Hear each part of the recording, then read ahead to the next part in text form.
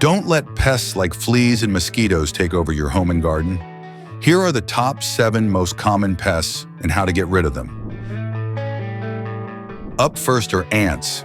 Did you know there are more than 20 species of ants that can be found inside your house? Look for ant traps and bait containing boric acid to deal with most varieties.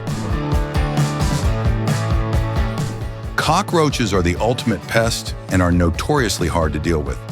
They can live up to a month without food, but only a week without water.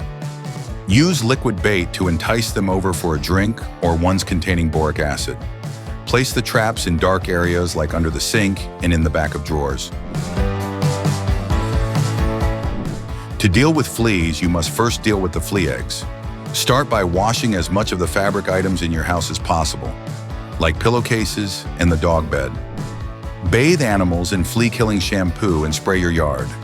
Try to do all of this in the same day to make sure no flea is left behind. When you're dealing with flies, sticky tape and fly swatters are your best bet. Check the screens on your windows for any rips or gaps where flies can get in. Keeping your garbage can away from your doors and windows can also help. Mosquitoes can breed in the smallest amounts of water. Do a lap around your house and look for things like pots with poor drainage, pool floats, and toys that might be holding water. Repeat on a regular basis to keep mosquitoes from making you their next feast. Moths may seem harmless, but where there are moths, there are usually moth larvae.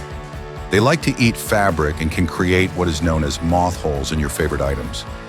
Use pheromone traps to catch flying moths, then kill larvae by washing garments in warm water and drying on high heat. If moths are a constant problem, hang your clothes on cedar hangers and place mothballs in your drawers. Most spiders are beneficial and eat their weight in other insects daily. Vacuum or sweep down webs. Repair any holes in your window screens or cracks in your foundation to keep spiders out.